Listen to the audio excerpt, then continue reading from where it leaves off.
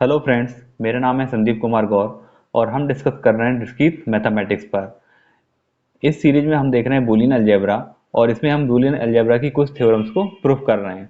आज जो थ्योरम हम प्रूफ करने वाले हैं वो है हमारी यूनिकनेस ऑफ कॉम्प्लीमेंट। तो आइए देखते हैं थ्योरम क्या है। Prove that the complement of every element on a Boolean algebra B is unique. तो दोस्तों, थ्योरम में हमको ये प्रूफ करना है कि यदि हमारे पास कोई बूलियन अलजेब्रा दिया हुआ है तो उसके हर एक एलिमेंट का जो कॉम्प्लीमेंट होगा वह यूनिक होगा। मीन्स किसी भी एलिमेंट का कॉम्प्लीमेंट एक से ज़्यादा नहीं होगा। यहाँ पर सिर्फ और सिर्फ एक ही कॉम्प्लीमेंट निकल सकता है। अब यहाँ पर प्रूफ करने के लिए हम क्या करेंगे कि एक कोई एलिमेंट लेंगे और उस एलिमेंट के दो यहाँ पर कॉम्प्लीमेंट मान लेंगे और ये प्रूफ करेंगे कि वो दोनों कॉम्प्लीमेंट है वो आपस में बराबर है। इससे ये प्रूफ हो जाएगा कि जो भी एलिमेंट होता है उसका जो कॉम्प्लीमेंट होता है वो हमेशा यूनिक रहेगा। तो आइए शुरू करते हैं। इस थ्योरम को प्रूफ करने के लिए भी कुछ बेसिक जो एग्जाम्स हैं उनका हम यूज करेंगे, जिनको हमने यहाँ पे लिख लिया है। तो इनका यूज करते हुए हम इस थ्योरम को यहाँ पे प्रूफ करेंगे।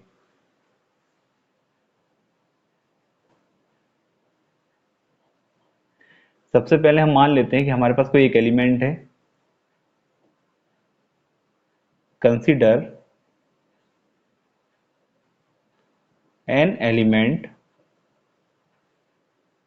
ए बिलोंग्स टू बी। एक हमने एलिमेंट यहाँ पे मान लिया। लेट ए हैज, अब इस एलिमेंट के हम यहाँ पे दो कॉम्प्लीमेंट मान लेते हैं। A has to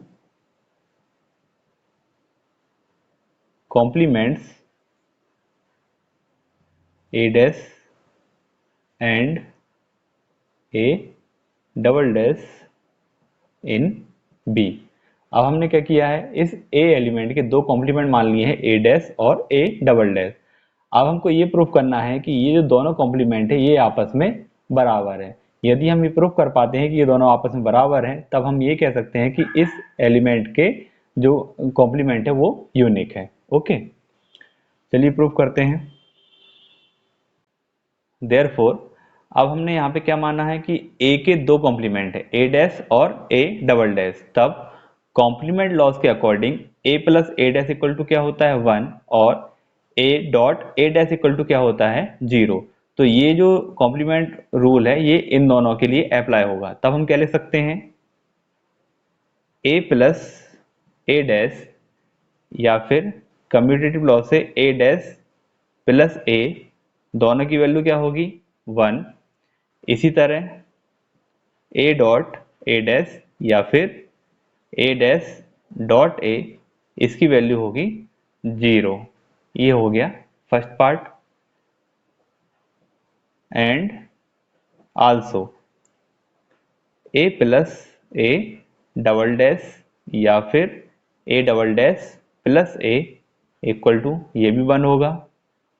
A dot A double dash equal a double dash dot a equal ये 0 होगा। ये हो गया सेकंड। ओके,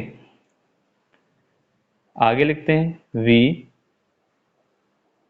नो दैट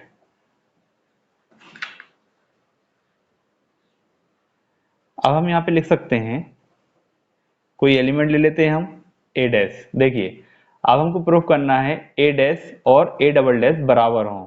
तो इसको प्रूफ करने के लिए हम सबसे पहले क्या लेके चल रहे हैं, ए डैश लेके चलते हैं और क्या लेकर आएंगे, ए डबल डैश लेकर आएंगे। तो यहाँ पे हमने मान लिया ए डैश। ए डैश को आइडेंटिटी जो लॉ है उसके अकॉर्डिंग क्या ले सकते हैं, देखिए यहाँ पे a dot one equal to क्या होता है ए। यदि ए की जगह हम ए डैश रख देते हैं तब क्या हो जाएगा, A dash dot one by identity loss. Okay, आगे सॉल्व करते हैं। अब यहाँ पे ए डैश डॉट क्या लेकर आना है हमको, ओवरऑल ए डबल डैश लेकर आना है। तो इस वन के लिए हम यहाँ पर कॉम्प्लीमेंट लॉस से इस वन को क्या ले सकते हैं, ए प्लस ए डैश लिख सकते हैं।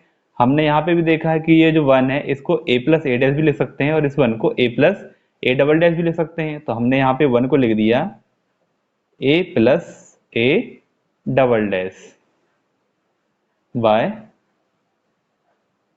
Complement law. नाउ अब इसको हम ओपन कर लेते हैं, तो A dash dot A plus A dash dot A double dash किस रूल से हुआ है ये? Using distributive law. इसके बाद अब यहाँ पर आप देख रहे हैं कि जो ए डैश डॉट ए होता है वो किसके वैल्यू के बराबर होता है? 0 के बराबर। इसका ऑर्डर हम चेंज कर सकते हैं कम्यूटेटिव लॉ से। तो आप चाहें तो यहाँ पे डायरेक्ट भी इसको 0 ले सकते हैं, या फिर एक और स्टेप आप बढ़ा सकते हैं। पहले इसको हम क्या लिख लें? ए डॉट ए डैश लिख लें plus A dash A double dash using commutative law. अब ए डॉट ए डैश ये क्या हो जाएगा? 0 plus A dash A double dash. ये किस रूल से हुआ? कॉम्प्लीमेंट लॉ से, यूजिंग कॉम्प्लीमेंट लॉ। ठीक है, यदि आप इस तरह का यूज कर रहे हैं तो या तो आप बता दीजिए कॉम्प्लीमेंट लॉ से, या फिर आप इक्वेशन का नाम भी यहाँ पे लिख सकते हैं। जैसे हमने यहाँ पे बता दिया कि इक्वेशन 1 है, तो आप यहाँ पे लिख सकते हैं यूजिंग इक्वेशन 1। ओके, आगे सॉल्व करते हैं। अब 0 को हम क्या ले सकते हैं? A dot A double dash. तो इस 0 को हमने लिख लिया A dot A double dash. यहाँ पे क्या चल रहा है? A dash A double dash using कौन सी इक्वेशन से लिखा हमने? 2 से, यूजिंग इक्वेशन 2। इसको आगे सॉल्व करते हैं। अब हम क्या करते हैं? इसको डिस्ट्रीब्यूटिव से वापस से अरेंज कर लेते हैं। यहाँ पे देखिए डिस्ट्रीब्यूटिव लॉ में क्या होता है, आप ये वाला कंपेयर कर लीजिए। A dot b plus a dot c है, तो यहाँ पे ये ए है, ये बी, ये ए और ये सी। मीन्स यहाँ पे जो ए डबल डैश है इसको हम मान लेते हैं ए। ठीक, तो आप चाहें तो इसका ऑर्डर भी चेंज करके फिर अरेंज कर सकते हैं। अदरवाइज आप ऐसे भी कंपेयर कर सकते हैं। यहाँ पे दोनों में कॉमन क्या है? ए है, तो यहाँ पे ए डबल डैश कॉमन है, तो यहाँ पे ए को अलग लिख सकते हैं और बी प्लस सी ब्रैकेट में हो जाएगा। तो यहाँ पे ब्रैकेट में क्या आ जाएगा? ए प्लस ए डैश और डॉट हो गया ए double dash using distributive law. तो ये तो हो गया आपका यूजिंग डिस्ट्रीब्यूटिव लॉ। इसके बाद अब यहां पर ए प्लस ए डैश में कॉम्प्लीमेंट लॉ से क्या होता है? 1 होता है। और यहाँ पर भी हम लिख चुके हैं कि A plus A dash equal to क्या होता है? 1 होता है। तो ये हो गया आपका 1 डॉट ए डबल डैश। ठीक है, तो ये हो गया आपका यूजिंग इक्वेशन 1, या फिर इसको आप क्या बोल सकते हैं? Complement law. ठीक, अब 1 डॉट ए डबल डैश। ठीक है, ये आपका आइडेंटिटी रूल है। आइडेंटिटी में क्या होता है? ए डॉट 1 इक्वल टू क्या होता है? ए होता है। तो यहाँ पे यदि हम इसका ऑर्डर चेंज कर दें कम्यूटेटिव से, तो ये भी क्या हो जाएगा? ए डबल डैश डॉट 1 हो जाएगा, और उसके बराबर क्या हो जाएगा? ए, मीन्स ए डबल डैश हो जाएगा। तो यहाँ पर आ गया आपका ए double dash using identity law. Okay, अब देखिए हम क्या लेकर चले थे?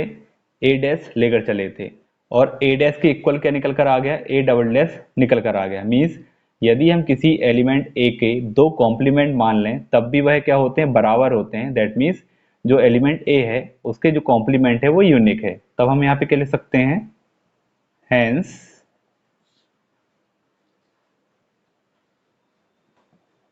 The complement is unique. Okay, तो ये हमने यहाँ पे प्रूफ कर दिया। ओके फ्रेंड्स, तो यदि वीडियो में कोई भी डाउट हो तो प्लीज़ कमेंट बॉक्स में ज़रूर टाइप करें। वीडियो पसंद आए तो लाइक और शेयर करें, और दोस्तों यदि आप चैनल पर नए हैं तो प्लीज़ हमारे चैनल को सब्सक्राइब करें। Thank you.